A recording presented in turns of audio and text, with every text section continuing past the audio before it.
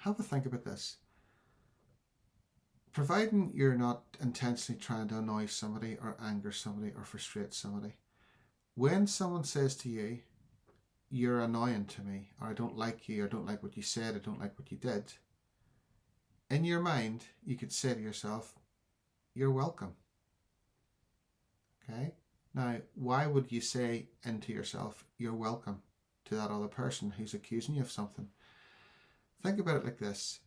They may not realize that by you just being you, they are saying to you, you did something or you said something, and it makes them feel a certain way. Angry, frustrated, hurt, sad, whatever it is, that's the emotional side. Okay? The physical side is then they will probably have their blood pressure raised, they'll have their sugar levels raised, their breathing will go shallow, they maybe get a sensation in their stomach. So that's the physical side of things. And you minding your own business, they've decided that there's something they don't like about you, then they're focusing on you, so they're giving their power away to you. What it really means is they have got issues with someone like you.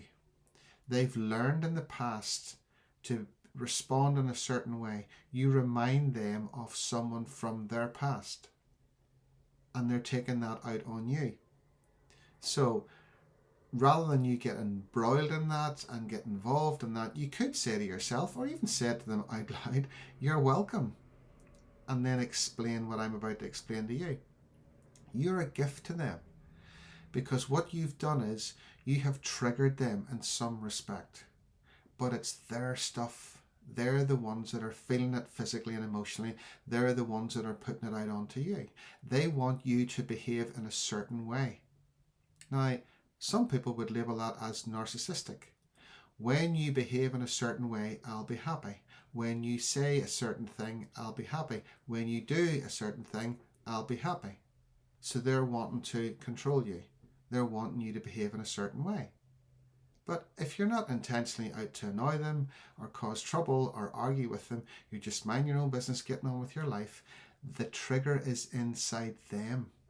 They're the ones that don't have to do anything, but they're the ones that people that could go away and take sessions, listen to something inspirational, join a group to try and get themselves into a different way of thinking and feeling, whatever it might be. Listen to a podcast, listen to something on YouTube.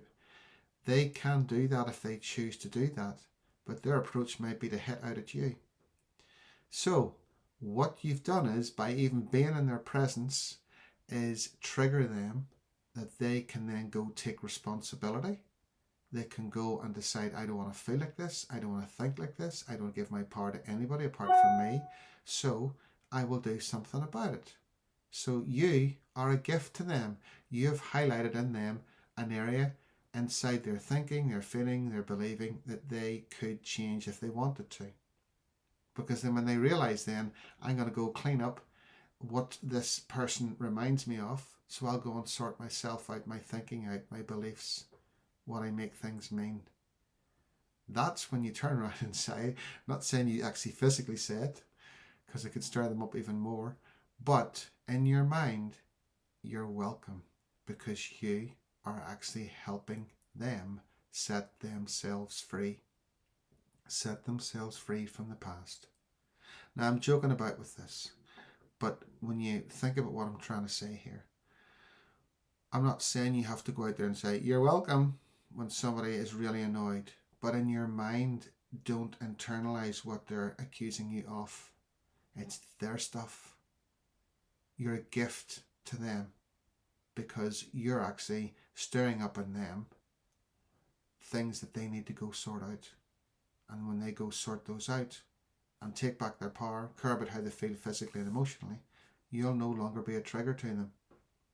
You're a gift to them. So, you're welcome.